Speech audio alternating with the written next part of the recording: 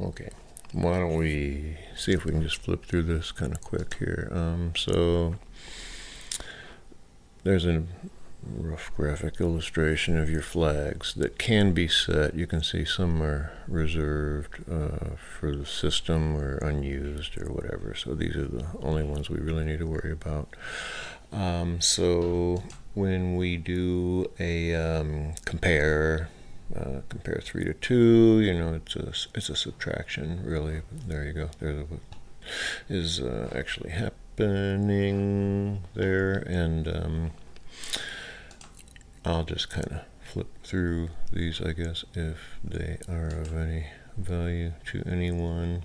A few different math operations, subtraction, different kind of comparison, and let's see, addition, normal addition without the overflow, addition with overflow. Here we're in 16 bits. We start with 127, add too much, and sets a flag.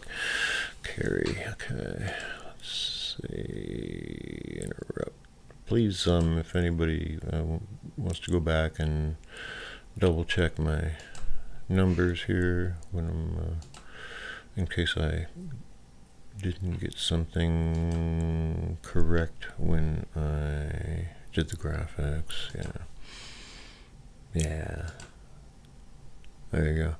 So that's your basic idea with the flags, and so when you call various, once the flags are set, then you can access those with other commands, such as your jump commands. Okay, we'll cover that next.